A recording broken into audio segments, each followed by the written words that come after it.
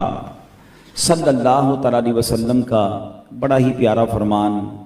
میرے آقا فرماتے ہیں جو کوئی شخص مصیبتوں میں ہو، پریشانیوں میں ہو، اس کو چاہیے کہ مجھ پر کثرت سے درود پڑھے کہ مجھ پر درود پڑھنا مصیبتوں اور پریشانیوں کو لے جاتا ہے. تو مصیبتیں اور پریشانیاں دور کرنے کا فارمولہ خود نبی پاک علیہ السلام نے عطا فرمایا ہے. اگر میں آپ سب سے باری باری پوچھوں کہ ذرا بتائیے آپ کی ٹینشنز کیا ہیں، آپ کے پرابلمز کیا ہیں، آپ کے مسائل کیا ہیں، اور لکھنا شروع کریں تو شاید بہت ساری کتابیں بھر جائیں. ہر بندے کے ساتھ کچھ نہ کچھ کہانی ہے، کوئی نہ کوئی پرابلم ہے. اس سے پہلے کہ میں بات کو آگے بڑھاؤں، ایک اور بات بھی کہہ دیتا ہوں کہ بعض اوقات کسی کو دیکھ کر، مسکراتا دیکھ کر ہمیں لگتا ہے کہ یار یہ بہت خوش ہے، میں اکیلا ہی پریشان ہوں، لوگ سارے مزے میں، میں اکیلا ٹینشن میں ہوں. ایسا ہوتا نہیں ہے، یہ یاد رکھ لیجئے. ہم دنیا میں آئے ہیں نا، یہ مسائل اور پرابلمز کے ساتھ ہی زندگی گزرنی ہے. ہمارے نگران شورا ایک بڑا پیارا جملہ کہا کرتے ہیں کہ زندگی کی جو گاڑی ہے وہ مسائل کے پہیوں پر ہی چلتی ہے. ایسا ہو نہیں سکتا کہ کسی کے ساتھ پرابلم نہ ہو. آج نہیں ہے تو کل آ جائے گا. یعنی تھوڑا عرصہ سکون ضرور آتا ہے، مگر زندگی اسی طرح اپ اینڈ ڈاؤنز کے ساتھ ہی گزرتی ہے. تو جب آپ ٹینشن میں ہوتے ہیں نا، آپ کو لگتا ہے میں اکیلا پرابلم میں ہوں. ایسا نہیں ہے. اگر واقعی میں سچ بتاؤں، اچھی بات نہیں ہے ہاتھ اٹھوانا، لیکن اگر میں کاپی پینسل دوں نا کہ ذرا اپنے اپنے پرابلم لکھیں، صرف مسئلے الگ الگ ہوتے ہیں. ہمیشہ یاد رکھیں، غریب کے پرابلمز اور ہیں، امیر کے پرابلم اور ہیں. جو لوگ مشہور ہیں ان کے مسائل اور ہیں، جن کو کوئی جانتا نہیں ان کے مسائل اور ہیں. بزرگوں کے مسئلے اور ہیں، جوانوں کے مسئلے اور ہیں. مردوں کے مسئلے اور ہیں، عورتوں کے مسئلے اور ہیں. مسئلے سب کے ہیں. اب عقل مند وہ ہے جو یہ ریئلائز کر لے، یہ سمجھ بیٹھے کہ میں نے مسائل کے ساتھ ہی یہ زندگی گزارنی ہے. ایسا نہیں ہوگا اگر میں یہ ٹینشن لیتا رہوں گا نا کہ یار یہ بیماری کیوں آ گئی، تو یہ کاروبار میں مسئلہ کیوں آ گیا، تو یہ گھر میں پرابلم کیوں آ گیا. Be ready for that. اور یہ اللہ نے قرآن مجید فرقان حمید میں پہلے سے ارشاد فرما دیا ہے. اللہ نے ارشاد فرمایا وَلَنَبْلُوَنَّكُمْ بِشَيْءٍ مِّنَ الْخَوْفِ وَالْجُوعِ وَنَقْصٍ مِّنَ الْأَمْوَالِ وَالْأَنفُسِ وَالثَّمَرَاتِ. یعنی سبحان اللہ، یہ تو نہیں فرمایا کہ ہم تمہیں عنقریب آزمائیں گے، یہ بھی بتا دیا کن کن چیزوں سے آزمائیں گے، لسٹ بھی دے دی.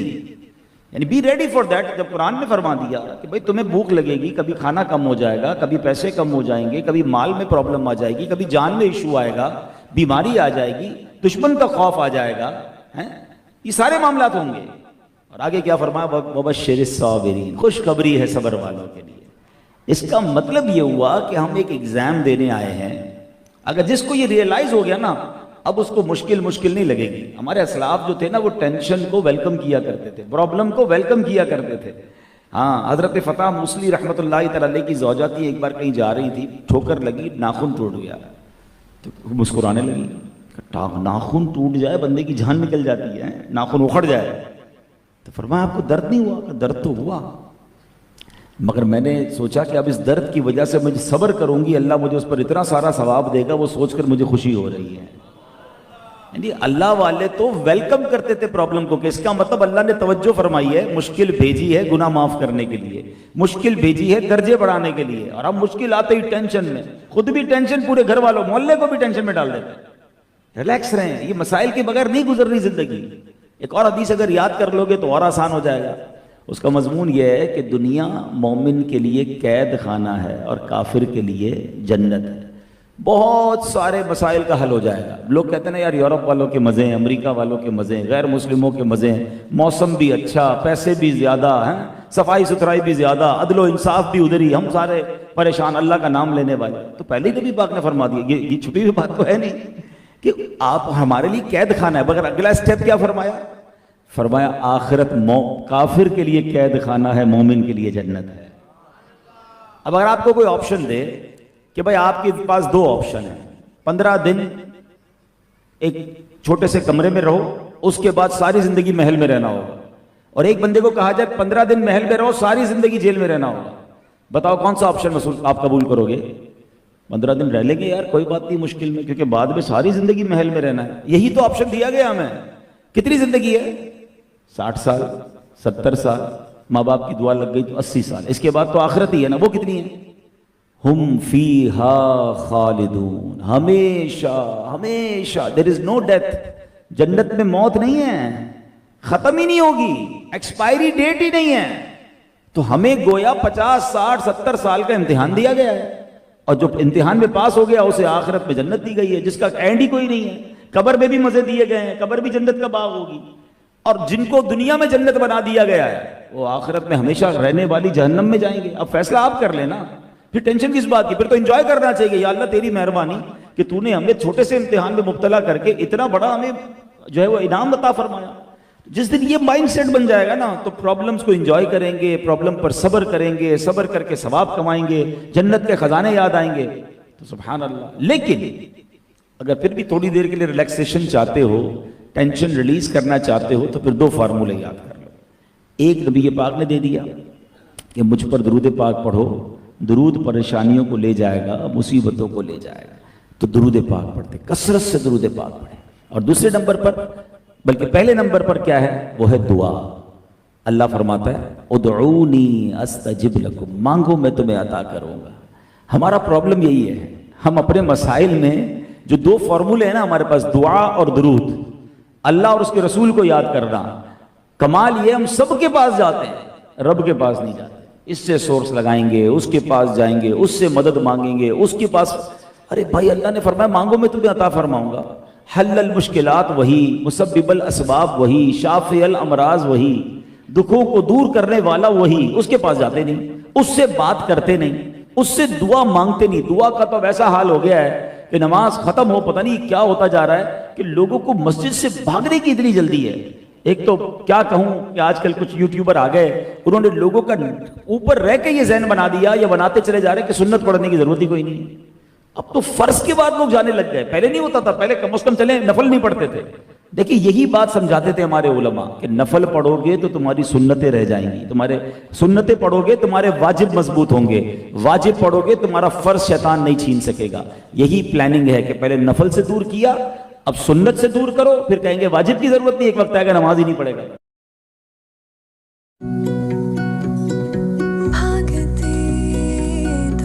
لیفٹ سائڈ سے سیکنڈ رول, کیا والیٹ لیفٹ سائڈ سے second role.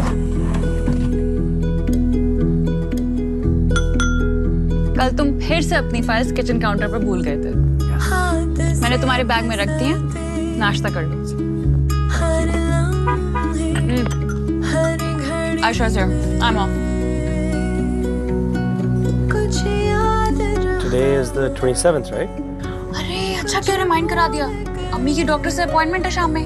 If you busy تو میں لے جاؤں گی, ٹھیک ہے؟ Thank you, take care, bye.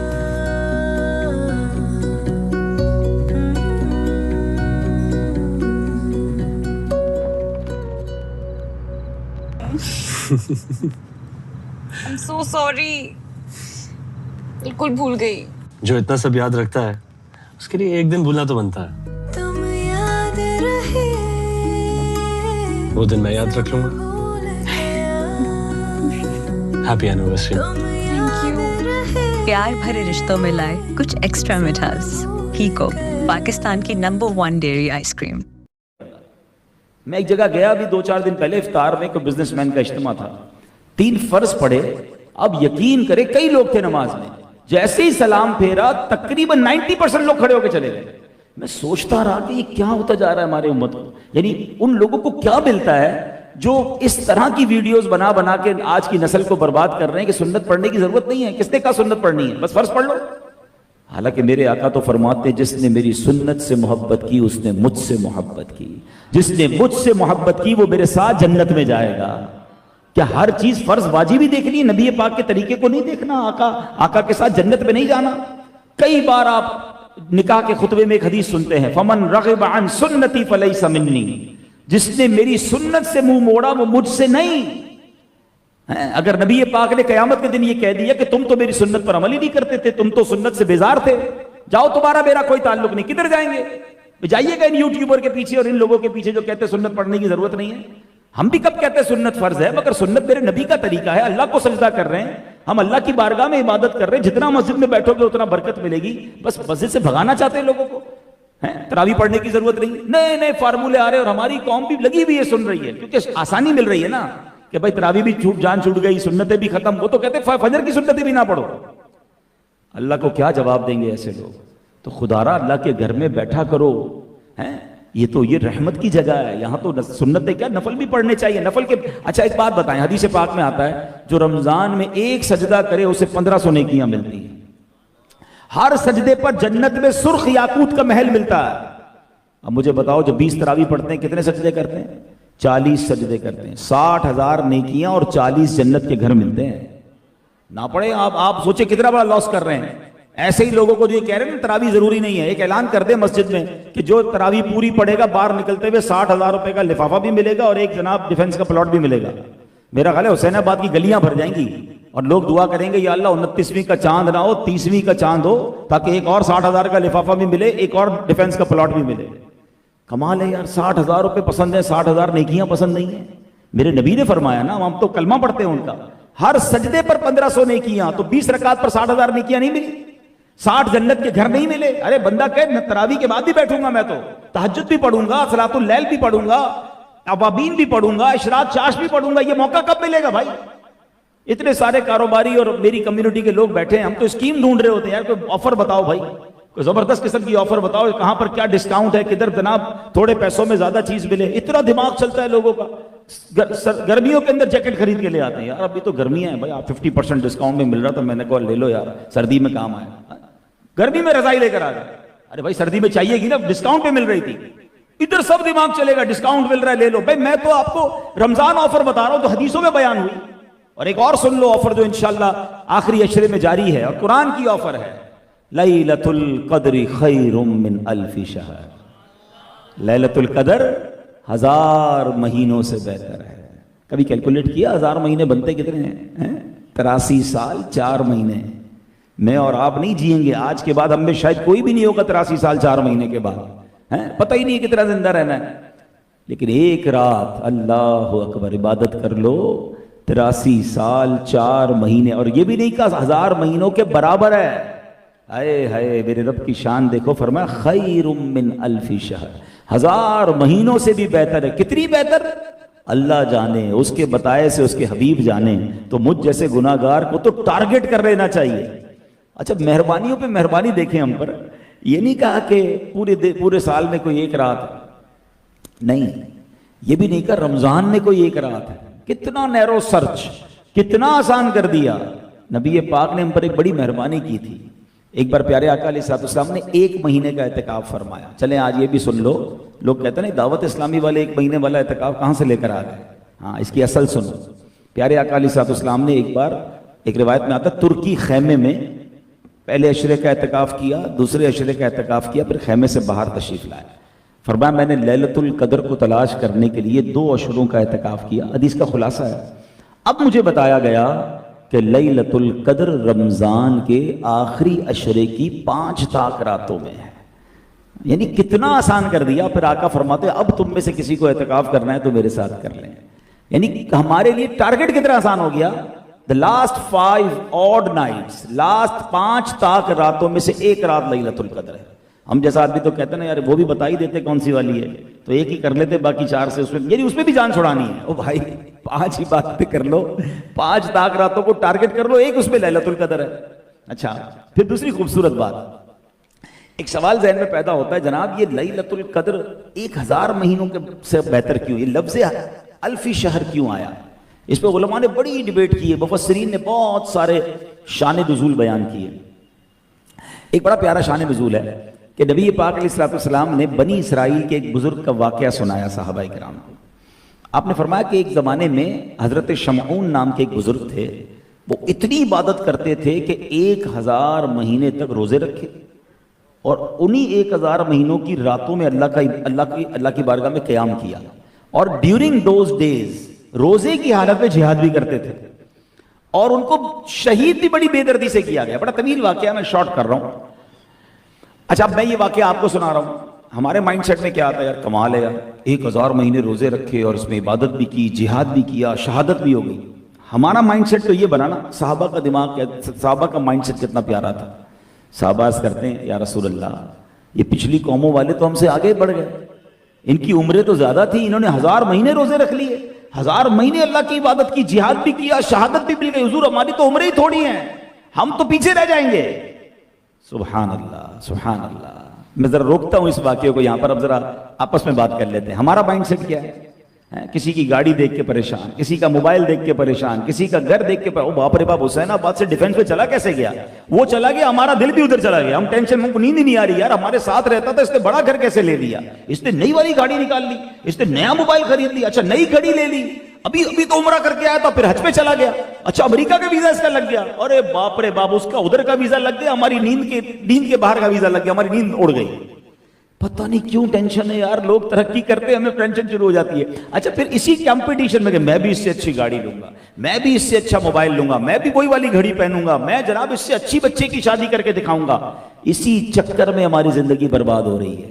ارے جو ہے اللہ نے دیا اس پہ انجوائے کرو, اللہ نے تمہیں کروڑوں سے اچھا بنایا ہے, تم سے جو نیچے انہیں دیکھو نا, اوپر والوں کو کیوں دیکھ رہے ہو؟ اس کی کوئی حد نہیں ہے, آپ جتنے بھی اوپر چلے جاؤ, آپ 500 گز کے بنگلے میں جاؤ گے, لوگوں کے 2,000 گز کے بنگلے, ادھر جاؤ گے لوگوں کے آئرلینڈ ہیں, لوگوں کے اپنے اپنے جہاز ہیں, کدھر تک لڑو گے بھائی, کدھر تک ریس لگاؤ گے؟ اس کو چھوڑ دیں, جو اللہ نے دیا یہی میرے لیے بہتر ہے, انجوائے کریں اس پر. مجھے ایک بات سمجھ نہیں آتی, کسی کی مرسیڈیز دیکھ کر, کسی کی فارچونر دیکھ کر, V8 دیکھ کر ٹینشن ہوتی ہے, کسی تہجد گزار کو دیکھ کر ٹینشن کیوں نہیں ہوتی؟ یار یہ روز تہجد پڑھتا ہے, میں نہیں پڑھ رہا یار, یہ تو جنت میں چلا جائے گا, میں پیچھے رہ جاؤں گا. اب ماشاءاللہ ہمارے علامہ صاحب ہیں, یہاں بہت سارے لوگ ایسے ہیں جو ان سے عمر میں بڑے ہیں. سچ بتاؤ انہیں دیکھ کر ہمیں کیا ہونا چاہیے تھا؟ یار یہ ہم ان سے عمر میں بڑے ہیں, مگر یہ علم میں ہم سے آگے بڑھ گئے, ہم کیوں نہیں بڑھے؟ یہ عالم بن گئے, میں کیوں نہیں بن سکتا؟ میں بھی تو بن سکتا تھا. اتنا چھوٹا سا بچہ قرآن یاد کر لیتا ہے, اس کو دیکھ کر کیوں خیال نہیں آتا یار اس کو پورا قرآن یاد ہے, مجھے تو قرآن پڑھنا ہی نہیں آتا؟ یہ والا کمپٹیشن کیوں نہیں ہمارے اندر؟ اور صحابہ میں یہ کمپٹیشن تھا, بزرگوں میں یہ کمپٹیشن تھا کہ نیکیوں میں. بھول گئے آپ وہ واقعہ غزوہ تبوک کے موقع پر, حضرت عمر فاروق گھر کا آدھا سامان لے کر گئے, اور کیوں گئے تھے؟ کہ آج ابو بکر سے آگے بڑھوں گا. سامان لے کر شاپنگ کرنے نہیں گئے, اللہ کی راہ میں دینے کے لیے گئے. صدیق اکبر گھر کا سارا سامان لے کر آ گئے. یہ مقابلہ تھا نا. تو اب یہاں کیا ہوا؟ صحابہ نے کہا حضور یہ تو پچھلی قوم والے آگے بڑھ گئے, 1000 مہینے روزے, 1000 مہینے عبادت. آئے سنو, اب جب یہ نبی پاک نے سنانا تو پیارے آقا کے دل پر بھی غم طاری ہو گیا. اور یہ غم کس لیے طاری ہوا تھا؟ اپنے لیے نہیں, ہمارے لیے, کہ میری امت تو چھوٹی عمر والی ہے, یہ تو پیچھے رہ جائے گی پچھلی قوموں سے. قلب مصطفیٰ پر غم طاری ہو, یہ رب کو کب گوارا ہے. اے عاشقان رسول, یہ لیلۃ القدر جو ملی ہے نا, یہ نبی پاک میں دل جوئی, نبی پاک کے دل میں خوشی داخل کرنے کے لیے دی گئی. جبریل امین حاضر ہوئے, کہتے حضور غم زدہ نہ ہو, اللہ نے آپ کی امت کو. اچھا ایک اور خوبصورت بات, زندگی میں ایک رات نہیں دی ہے کہ زندگی میں ایک رات دے دی, نہیں یا رسول اللہ, آپ کے رب نے آپ کی امت کو ہر سال ایک رات ایسی عطا فرما دی ہے جو اس رات میں, سال میں ایک بار اس رات میں عبادت کر لے, اس ایک رات کی عبادت پر اسے حضرت شمعون کی 1000 مہینوں سے کی ہوئی عبادت سے زیادہ ثواب عطا کر دیا جائے گا. بتاؤ یار اس سے اچھی کوئی اسکیم ہو سکتی ہے؟ وہ 1000 مہینے روزے رکھیں, وہ 1000 مہینے راتیں جاگیں, وہ 1000 مہینے جہاد کریں, وہ شہید ہو جائیں. اور میں اس نبی کا امتی کہ مجھ پر اتنا بڑا احسان, ایسی شاندار آفر مجھے دے دی کہ ایک رات ہے, اس ایک رات میں عبادت کر لو, تمہیں حضرت شمعون کی 1000 مہینوں سے عبادت سے زیادہ ثواب مل جائے گا. مگر کیا ہم نے وہ فکر کی ہوئی ہے؟ آج پھر 23ویں شب ہے.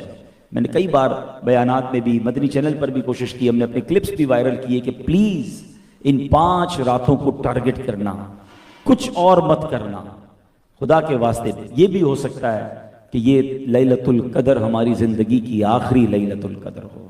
دیکھو نا, پچھلے رمضان میں کئی لوگ تھے اور آج نہیں ہمارے ساتھ. آج ہمارے بہت اچھے ایک بھائی ہیں, ہمارے والد صاحب کا جو آفس تھا وہ کام بھی کرتے تھے.